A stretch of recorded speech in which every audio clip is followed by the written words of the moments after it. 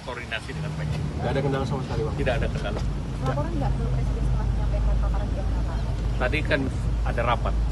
Rapatnya soal apa? Koordinator Bidang Pembangunan Manusia dan Kebudayaan, kemudian Menteri Koordinator Bidang Perekonomian, 3 Menteri Keuangan dan Menteri Sosial, beserta tim masing-masing. Dapat diperkenalkan Bapak dan Ibu. Kemudian Ibu Sri Mulyani, Menteri Keuangan, Bu Risma adalah Menteri Sosial, Menko Ekonomi, Bapak Erlangga Hartarto. Saya bersama dengan Menko Perekonomian dan Menteri Bappenas membahas mengenai pagu indikatif untuk APBN 2025. Seperti diketahui bahwa untuk RAPBN 2025 yang merupakan APBN pertama untuk pemerintahan baru memang disusun sesuai dengan siklus dari APBN yang dimulai dengan pembahasan mengenai kebijakan ekonomi makro dan pokok-pokok kebijakan fiskal. Nah, hari ini adalah tahapan untuk memberikan indikasi mengenai pagu indikatif bagi kementerian lembaga.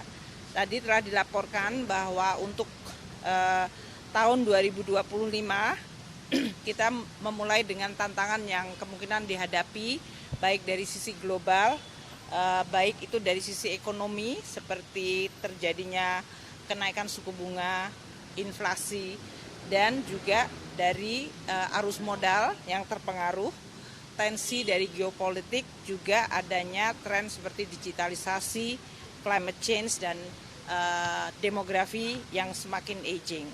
Untuk mencapai high income country, maka untuk 2025 tetap akan dikelola dan difokuskan untuk menyelesaikan persoalan-persoalan yang berhubungan dengan tantangan struktural, yaitu bagaimana meningkatkan produktivitas. Oleh karena itu, fokus dari kebijakan fiskal 2025 adalah untuk akselerasi pertumbuhan ekonomi, meningkatkan well-being atau kesejahteraan dan konvergensi kesejahteraan dan kemajuan antar daerah.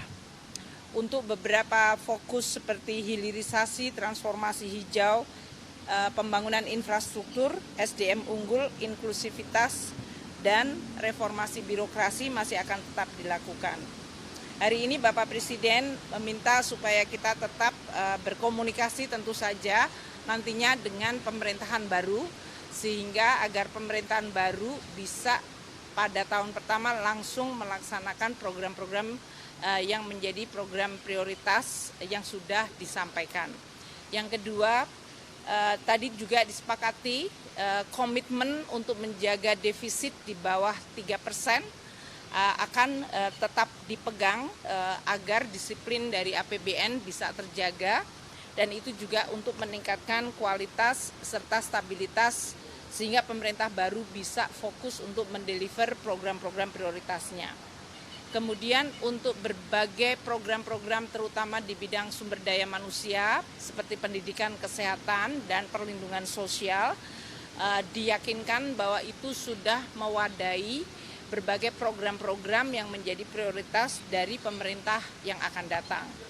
Dan karena ini sifatnya masih merupakan transisi krusial, maka kami akan terus melakukan penajaman terhadap berbagai desain postur APBN 2025, namun tetap menjaga proses politik secara proper, secara baik, sehingga tidak menimbulkan persoalan mengenai persepsi maupun dari sisi legitimasi dari proses penyusunan APBN itu sendiri. Jadi itu yang bisa saya sampaikan teman-teman wartawan. Jadi APBN 2025 tetap akan kita susun. Komunikasi dengan transisi pemerintahan baru juga akan dilakukan. Posturnya tetap melihat kepada program-program prioritas yang memang akan dilaksanakan oleh pemerintahan baru ini.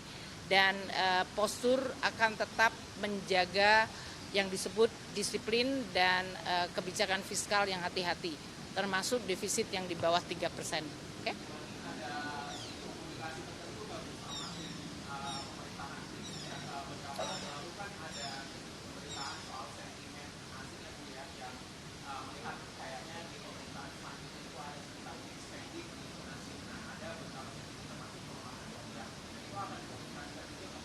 Kita komunikasikan, pasti kita komunikasikan.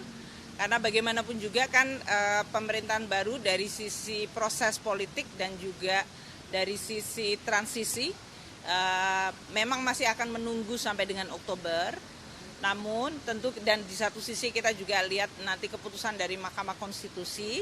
Dengan demikian melihat kepada proses politik, namun persiapan APBN tetap dilakukan. Dan dalam konteks ini kami di Kementerian Keuangan berkomunikasi dan terus melihat serta dalam hal ini melihat serta memberikan beberapa alternatif mengenai postur APBN 2025 yang bisa tetap mewadahi program-program prioritas namun tidak melanggar fiskal prudent. Jadi dalam hal ini defisit yang tadi kami sampaikan di bawah 3% itu sudah menjadi pedoman dan sudah disepakati untuk tetap dijaga.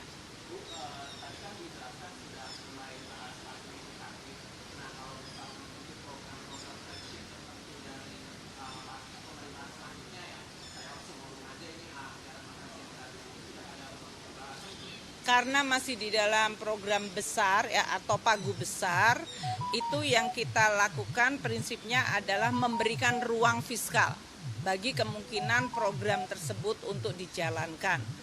Namun tetap di dalam konteks makronya dan fiskalnya, ini saya tolak aja ya, maaf. Untuk makronya tetap kita akan lakukan postur dari APBN yang tadi terjaga sehingga kepercayaan dari pasar dan dalam hal ini investor atau mereka rating agency akan tetap terjaga. Jadi itu yang akan dilakukan. Gitu ya. Berkoordinasi dengan baik. Nggak ada kendala sama sekali, Bang? Tidak ada kendala. Laporan nggak ke Presiden setelah menyampaikan paparan di Pak? Tadi kan ada rapat. Rapatnya soal apa? Iya Pak, kok lama Pak? Tadi pertama mengenai blended finance, yang kedua pagu indikatif. Ada di sebelah. Hasil laporan di MK tapi disampaikan ke Presiden Pak? Ya tidak langsung. Tidak langsung. Yang penting kita melaporkan sudah hadir. Ya. Respon Presiden gimana tadi Pak? Apa? Respon Presiden? Mau lihat di YouTube dulu. Ya, belum nonton berarti ya Pak ya? Belum nonton dong Pak, berarti. Siap. Kasih. Siap. Berarti Presiden nggak nonton langsung Pak? Apa? Lihat di YouTube. Berarti belum sempat melihat ya Pak ya Presiden ya Pak ya? Saya nggak tahu.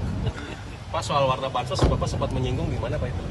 Kenapa? Warna bansos nggak ada yang merah. warna, iya nggak ada. Kan tadi udah jelas. Nggak ada yang warna. Statementnya sudah jelas. Itu menyinggung partai tertentu tidak Pak?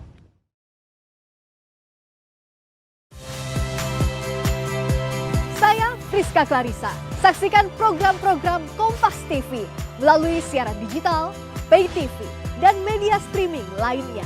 Kompas TV, independen, terpercaya.